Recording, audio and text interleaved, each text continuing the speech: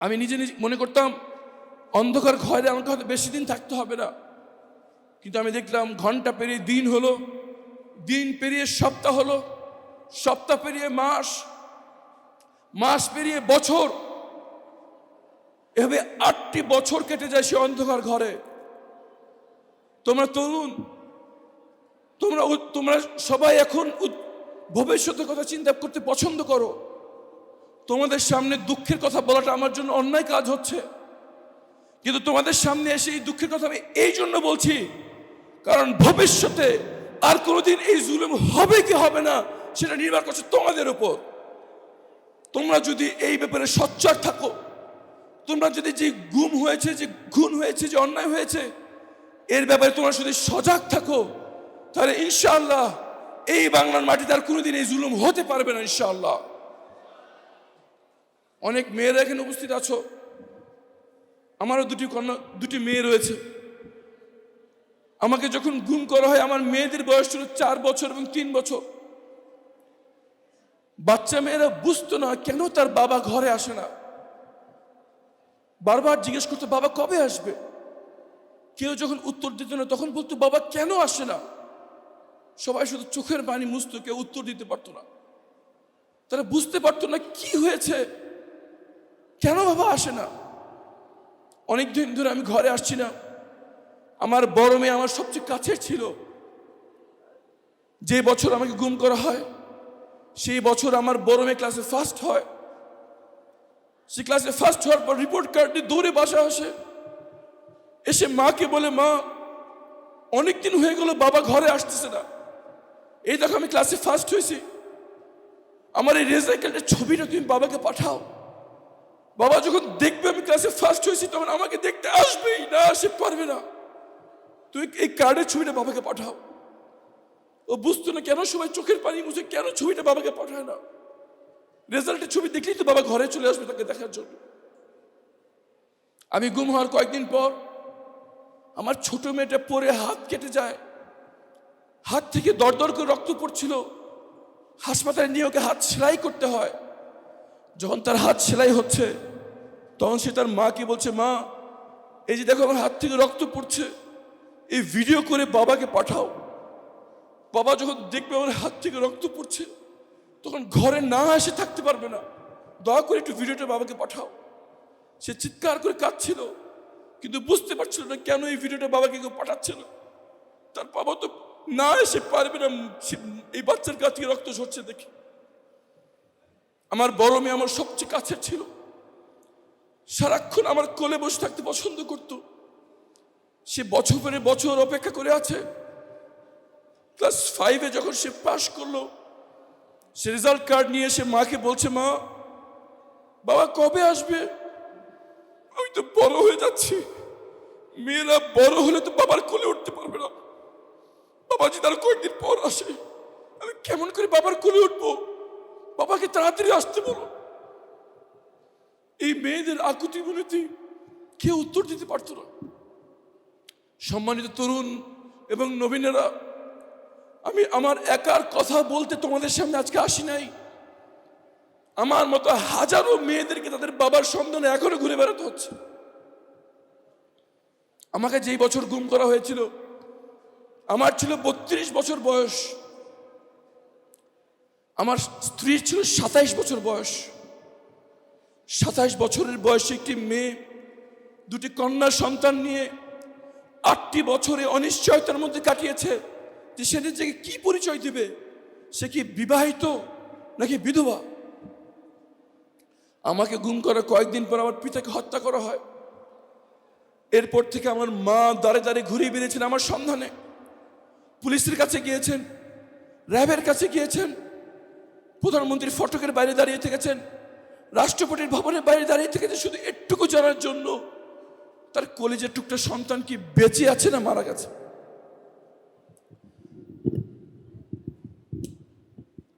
আজও শত শত মা এখনো সন্ধান পায়নি তাদের কলেজের টুকরো সন্তানটা কি বেঁচে আছে না মারা গেছে। তারা শুধু একটুকু জানতে চায় যদি মেরে ফেলা হয় লাশটা কোথায় ফেলাইছে একটু দেখায় দাও।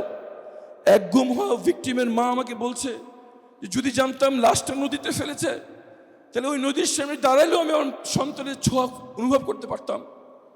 এই তথ্যটা এখনো জানতে পারেন। এই শত শত মা, শত শত বোন এখনো ভাইয়ের খোঁজে ঘুরে বেড়ায়। গুম হওয়া, খুঁজে না ফিরে না আসা এক গুমের ভিক্টিমের মেয়ে আমার কাছে এসে বলছে, চাচু যখন দেখলাম আপনি ফিরে এসছেন, আমি প্রতিদিন সকালে উঠে দরজার সামনে দাঁড়িয়ে থাকি, মনে হয় আজকে আমার বাবা ফেরত আসবে। একটি বছরের প্রতিটি রাত, প্রতিটি দিন আমি দরজার সামনে থেকে সরতে পারি না। আরমান চাচু যখন ফেরত আসছে, আমার আব্বাও ফেরত আসবে, কিন্তু তার সেই মেয়ের বাবা এখনো ফেরত আসেনি। সম্মানিত নবীন এবং তরুণেরা, তোমরা এক সময় দেশ চালাবে, মনে রাখবে বাংলাদেশের মাটিতে কি নির্মম কাজ হয়েছিল একসময়। যারা এই কাজ করেছিল তারা শুধু ক্ষমতার লোভে কাজ করেছিল, শুধু টাকার লোভে কাজ করেছিল, শুধু এই লোভে যে এই কাজ করলে আমার পদোন্নতি হবে, এই কাজ করলে আমি কিছু টাকা পাবো, এই কাজ করলে আমি আর কয়েকদিন এমপি মন্ত্রী থাকতে পারবো। এই আশায় এই নৃশংস কাজ এই বাংলার মাটিতে হয়েছিল। তোমাদের স্মরণ রাখতে হবে, আর কোনোদিন যেন এই ধরনের অন্যায় বাংলাদেশের মাটিতে কোনোদিন না হতে পারে। সেই জন্য তোমাদের শরীরে যতটুকু শক্তি আছে সেই নিয়ে কাজ করতে হবে এবং নিশ্চিত করতে হবে যাই আসুক এই ধরনের কাজ যেন আর কোনোদিন না ঘটে বাংলাদেশে, ইনশাআল্লাহ। আর এই অন্ধকার ঘরে আমার কাছে মনে হতো আমাকে জীবন্ত কবর দিয়ে রাখা হয়েছে। আমার কাছে মনে হতো মৃত্যুর থেকে হাজার গুণ ভালো, কিন্তু তারপর আমি কেমন করে বেঁচে থাকলাম, কেমন করে আজকে আমি আবার তোমাদের সামনে দাঁড়িয়ে কথা বলতে পারছি? উত্তর একটাই, উত্তর আমার পিতামাতা আমাকে শিক্ষা দিয়েছিলেন যে এই জীবন শেষ নয়, এরপরে আর একটা জীবন আছে। এরপরে আমি যখন একটু বড় হই, তখন আমি এমন কিছু ভাইদের সংস্পর্শে এসেছিলাম যারা আমাকে কোরআন পড়তে উৎসাহিত করত, যারা আমাকে হাদিস পড়তে উৎসাহিত করত, নবীদের জীবন, সাহাবীদের জীবন পড়তে উৎসাহিত করত।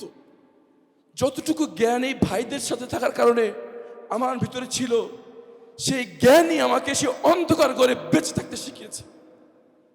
আর সেই ভাইদের সংগঠনের নাম হচ্ছে বাংলাদেশ ইসলামী ছাত্র শিবির। এই ছাত্র শিবির আমাকে উৎসাহিত করেছে যে প্রতিদিন আমার কোরআন শরীফ পড়া উচিত, আমাকে শিখিয়েছে প্রতিদিন আমার হাদিস পড়া উচিত। এই ছাত্র শিবির আমাকে শিক্ষা দিয়েছে আমি হাজারো জ্ঞান অর্জন করতে পারি, যদি আমার ধর্মের জ্ঞান, আমার স্রষ্টার জ্ঞান যদি আমার মধ্যে না থাকে, তাহলে আমি একটি অপূর্ণাঙ্গ মানুষ। যদি ধর্মের জ্ঞান আমার মধ্যে না থাকে, তাহলে তো আমি মানুষই না।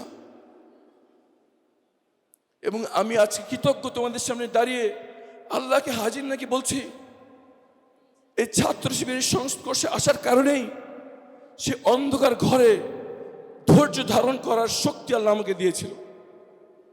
আমি তোমাদেরকে সবাইকে আহ্বান জানাই, ছাত্র শিবির কি সেটা পত্রিকা থেকে জানার চেষ্টা করবে না, বিভিন্ন লোকের পোস্ট থেকে জানার চেষ্টা করবে না।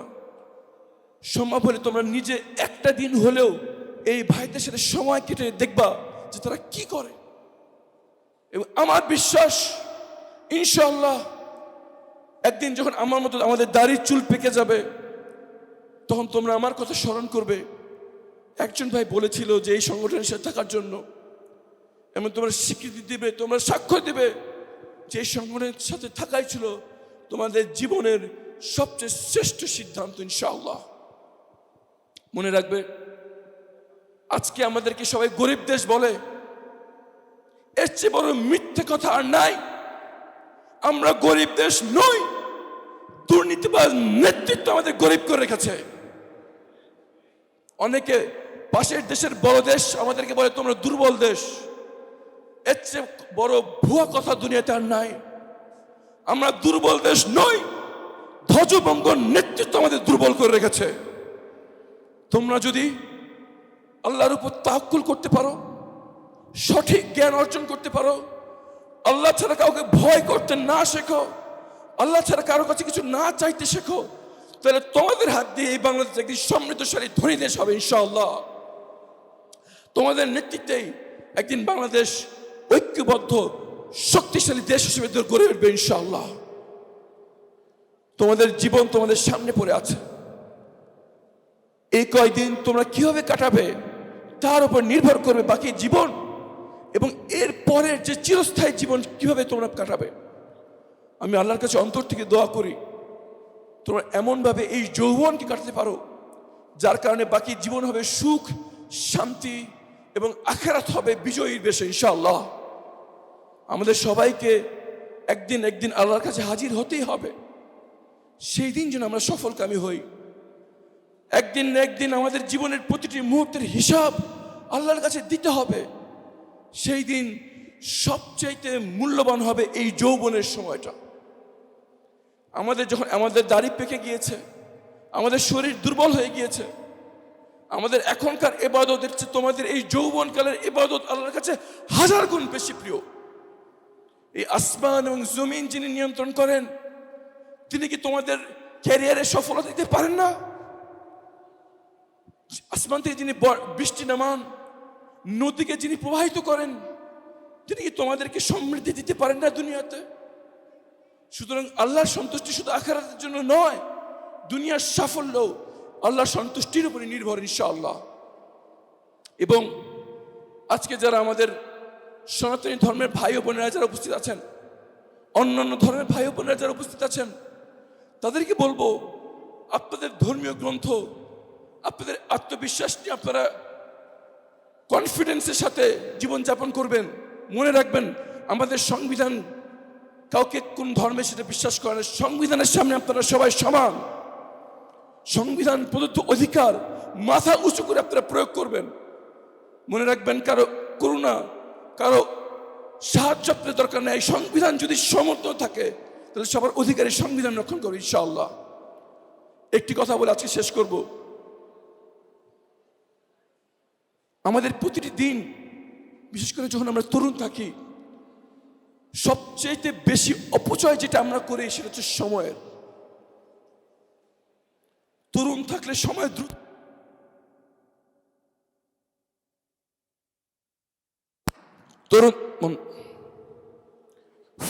তরুণ থাকলে সময় খুব দ্রুত পার হয়ে যায়। আমরা এখন বুড়ো হয়ে গিয়েছি, আমাদের দাড়ি পাকা শুরু হয়ে গেছে, আমাদের দিন এখন ধীরে ধীরে পার হয়। এখন যখন তরুণের দিকে তাকাই তখন মনে হয় কত অযথা কাছে সময় নষ্ট করেছি। আসুন আমাদের এই তরুণের সময়কে আমরা বিনিয়োগ করি। সেই বিনিয়োগ যদি আমরা সঠিক স্থানে বিনিয়োগ করতে পারি তাহলে এর ফল আমরা বাকি পুরো জীবন উপভোগ করতে পারবো। আমি এবং তুমি, আমরা যেন যতটুকু সময় আমাদের আল্লাহ দিয়েছেন, সৃষ্টিকর্তা দিয়েছেন, এই সময়ের অপচয় রোধ করে এমন কাজে ব্যয় করি যার মাধ্যমে দুনিয়া এবং আখিরাতের কল্যাণ আমাদের লাভ হবে ইনশাআল্লাহ। তোমরা যদি আজকে যে আয়োজক বাংলাদেশ ইসলামী ছাত্র শিবির এবং বোনদের জন্য বাংলাদেশ ইসলামী ছাত্রী সংস্থার সাথে সম্পৃক্ত থাকতে পারো, আর কিছু না হোক একটি জিনিস আমি বলবো, তারা তোমাদেরকে সময়কে সঠিকভাবে মূল্যায়ন করতে শেখাবে। কারণ আমি জানি আমাকে সময় মূল্যায়ন করা এই ছাত্র শিবির শিখিয়েছে। ছাত্র শিবিরের ভাইয়েরা, ছাত্রী সংস্থার বোনেরা প্রতিদিন দিন শেষে আজকে আমরা কি করলাম সেই হিসাব নিজেদেরকে নিতে শেখায়। এই নিজের হিসাব নেওয়াটাই তাদেরকে সময়ের ব্যাপারে দায়িত্বশীল হতে শেখায়। তোমরা একটু আর কিছু না হোক কয়েকদিনের জন্য এই সংগঠনকে কাছ থেকে দেখো। আমার বিশ্বাস তোমাদের এই মূল্যবান সময়কে তোমরা সঠিকভাবে বিনিয়োগ করতে শিখবে ইনশাআল্লাহ। সর্বশেষ আমি তোমাদের কাছে দোয়া চাচ্ছি। তোমাদের কাছে হয়তো অবাক লাগতে পারে, একটু বয়স্ক মানুষ আমাদের বাচ্চাদের কাছে কেন দোয়া চাচ্ছে? কারণ আমি আগেই বলেছি, সহিহ হাদিসে প্রমাণিত তরুণদের ইবাদত আল্লাহর কাছে অনেক প্রিয়। সুতরাং তোমাদের অন্তর থেকে দোয়া হয়তো আল্লাহর কাছে বেশি কবুল হবে। তোমরা এখনো জীবনের তিক্ততা দেখো নাই। জীবন কিন্তু খুব সুন্দর নয়, এবং বাংলাদেশে বিশেষ করে জীবন খুব সহজও নয়। জীবনের কঠিন বাস্তবতা যখন সামনে আসে তখন সবার পক্ষে নীতি ধরে থাকা সহজ হয় না। তোমরা এখনো সরল, তোমরা এখনো সহজ আছো, হয়তো তোমাদের অন্তরের দোয়া আল্লাহর কাছে কবুল হবে। তোমরা সবাই আমার জন্য দোয়া করবে। আমার উপর দায়িত্ব দেওয়া হয়েছে, তোমরা যে এলাকায় বসে আছো, এলাকার মানুষদের প্রতিনিধিত্ব করার জন্য, এটা একটা অনেক কঠিন কাজ। আল্লাহ যেন আমাকে এই দায়িত্বটি এমনভাবে পালন করার তৌফিক দান করেন, যার মাধ্যমে কাল কিয়ামতের ময়দানে আল্লাহর সামনে এই সময় দান, এই প্রতিনিধিত্ব আল্লাহর দরবারে আমার ক্ষমার উসিলা হয়। আবার এই প্রতিনিধিত্ব করতে যে আমি যেন এমন কোনো ভুল না করে বসি, যার কারণে কাল কিয়ামতের ময়দানে আমাকে আসামি হিসেবে যেন আল্লাহর সামনে দাঁড়াতে না হয়। এই দোয়াটুকু তোমাদের কাছ থেকে আমি পেতে পারি বলে আমাদের ভাই আমার জন্য সবাই দোয়া করবে। এবং বাংলাদেশের মানুষের ভাগ্য পরিবর্তন করার জন্য এই ছাত্র শিবিরের যারা সম্পৃক্ত ছিল, এই ছাত্রী সংস্থার সাথে যারা ছিল, এখন যারা কর্মজীবনে আছে, তাদেরকে সাথে নিয়ে আমি মাঠে নেমেছি। আমার সাথে রয়েছে এক ঝাঁক নিবেদিত কর্মী বাহিনী, এমন ভাই ও বোনেরা যারা একমাত্র আল্লাহ ছাড়া কাউকে ভয় করে না এবং একমাত্র আল্লাহ ছাড়া কারো কাছে কিছু চায় না। ইনশাআল্লাহ সবাইকে সাথে নিয়ে আমরা গড়ব নতুন বাংলাদেশ। আমরা যে পরিকল্পনা নিয়ে মাঠে নেমেছি, আল্লাহ যদি সেটা বাস্তবায়ন করে তৌফিক দান করেন, তোমরা যখন আমাদের বয়সে আসবে, তোমরা একটি সমৃদ্ধশালী ঐক্যবদ্ধ নতুন বাংলাদেশ দেখতে পাবে ইনশাআল্লাহ।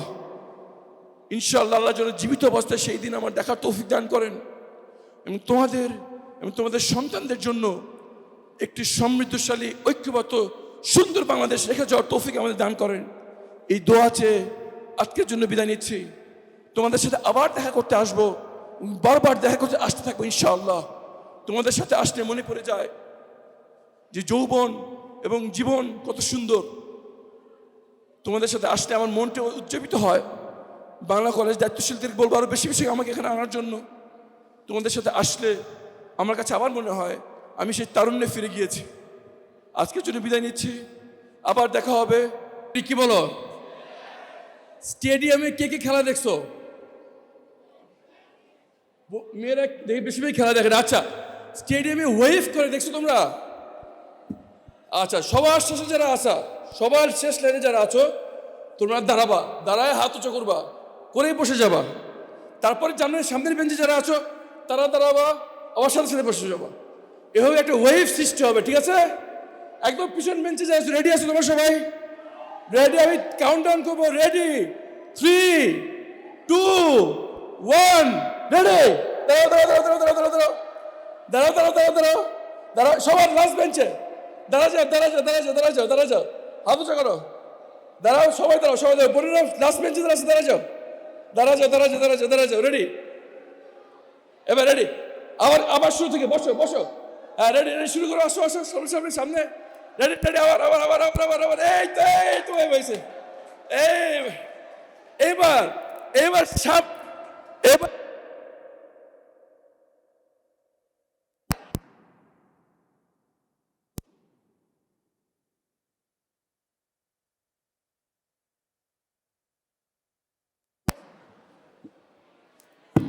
আচ্ছা, এবার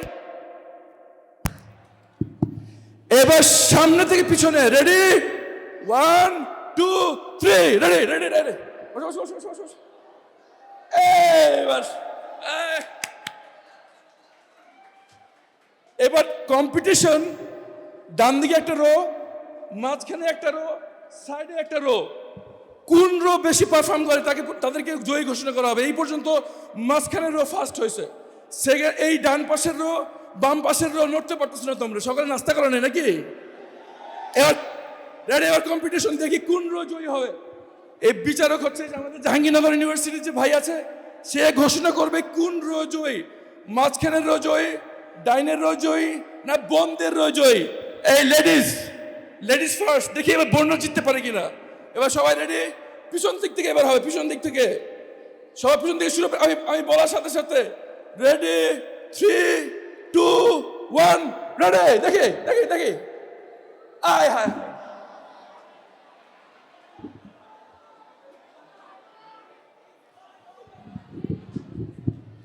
এই যে মেয়েরা, আমার কিন্তু মাত্র 2টা মেয়ে, আমি চাই মেয়েরা জয়ী হোক। আর একটু শক্ত বসে। রেডি সবাই? মেয়েরা রেডি? রেডি সবাই?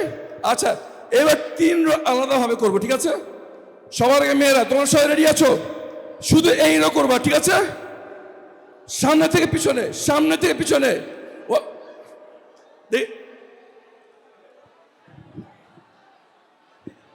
আবার আবার আমি 1 2 3 বলবো, রেডি? মেয়েরা শুধু গার্লস, এবার শুধু গার্লস এই রোতে। 3 2 1 রেডি।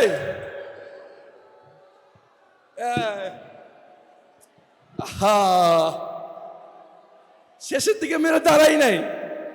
আচ্ছা, এবার ডান দিকে যারা আসো, এবার তোমরা ডান দিকে যারা আসো সবাই রেডি? রেডি 3 2 1 গো। এইবার মাঝখানেরটা হবে, দেখি মাঝখানে হচ্ছে মিক্স, ছেলে মেয়ে সবাই আছে, দেখি কেমন পারফরমেন্স হয়। রেডি 3 2 1 গো। কে জয়ী? মাঝখানে জয় হয়েছে।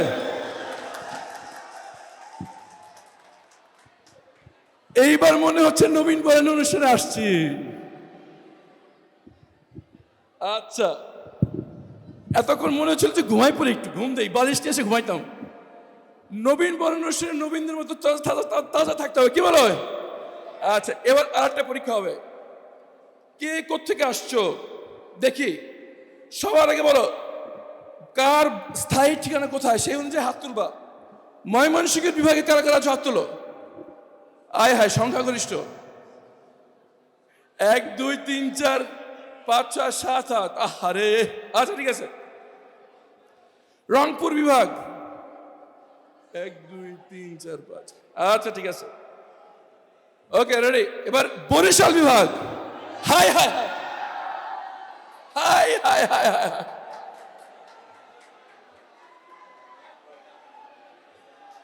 এবার সিলেট বিভাগ, সিলেট। একটা হাত তুলছে এখানে, এই যে একটা হাত, আর ওখানে একটা আছে। এবার হচ্ছে খুলনা বিভাগ, খুলনা বিভাগ। ঠিক আছে ঠিক আছে। এবার রাজশাহী বিভাগ। আচ্ছা ঠিক আছে, রাজশাহী বিভাগ ঠিক আছে। এবার হচ্ছে চট্টগ্রাম বিভাগ। ঠিক আছে। এবার ঢাকা বিভাগ। আচ্ছা ঠিক আছে। এবার মাদ্রাসা থেকে যারা এসে হাত তুলো, মাদ্রাসা ব্যাকগ্রাউন্ড। 1 2 3 4 5। ঠিক আছে, তাহলে বাকিরা সবাই স্কুল থেকে আসছো। আচ্ছা ঠিক আছে। মানবিক শাখা থেকে যারা যারা আসছো, মানবিক। আচ্ছা, বাণিজ্য শাখা থেকে যারা যারা আসছো। ঠিক আছে, বিজ্ঞান শাখা থেকে যারা যারা আসছো। ঠিক আছে ঠিক আছে। এবার দেখি যাদের প্রিয় খেলা ফুটবল, তারা হাত তুলো। ফুটবল কাদের প্রিয় খেলা? কাদের প্রিয় খেলা? ক্রিকেট। Equal equal. আচ্ছা ঠিক আছে। এবার একটু গা গরম হয়েছে নাকি? ইনশাআল্লাহ ইনশাআল্লাহ। এবার একটু ঠান্ডা করার কথা বলি, যাতে গা ঠান্ডা হয়ে যায়। আচ্ছা, সম্মানিত তরুণ ভাই ও বোনেরা, আমরা আজকে একটু মজা করলাম। তরুণের সময় এটা। তরুণ হচ্ছে সেই সময় যেখানে আমরা আমাদের শরীরের টকবগে শক্তি থাকে, মনের শক্তি থাকে আরো বেশি। এই জন্য আমরা ইতিহাসের দিকে যদি তাকাই, সমাজে যত বিপ্লব হয়েছে, বিপ্লব করেছেন নবীনরা, তরুণরা। আগামী জুলাই বিপ্লবে কারা কারা একবার হইলেও রাস্তায় নামছে? হাত তুলে দেখি। কারা কারা একবার হলে রাস্তায় নামছিল? মাশাআল্লাহ মাশাআল্লাহ মাশাআল্লাহ। তোমাদের মনে রাখতে হবে, তোমরা যদি রাস্তায় না নামতা, তোমরা যদি রক্ত না ঝরাতা, তোমাদের যদি চোখ না হারাতো, হাত না হারাতো, তাহলে আমি হয়তো আজকে এখানে থাকতাম। কিছুদিন পূর্বেই আমি ছিলাম একটি অন্ধকার ঘরে, যেখান থেকে আমি বুঝতেও পারতাম না আজ কি দিন না রাত। আমাকে বলা হতো না আমাকে কোথায় আটকে রাখা হয়েছে, আমাকে বলা হতো না আজকে কয় তারিখ। আমি যখন নামাজ পড়ার জন্য সময়টা জানতে চেতাম, সেই সময়টা আমাকে বলা হতো না। আমার পিতা শহীদ মীর কাসেম আলী সাহেবের মামলা আমি আইনজীবী ছিলাম। ওনার ফাঁসির রায় হয়ে গিয়েছিল। ফাঁসি কার্যকরের মাত্র কয়েকদিন পূর্বে আমাকে আমার ঘর থেকে নিয়ে গুম করা হয়। আমাকে তারা জানতেও দেয়নি আমার পিতা যাকে আমি ফাঁসির সামনে রেখে গিয়েছি, উনি কি বেঁচে আছেন না মারা গেছেন?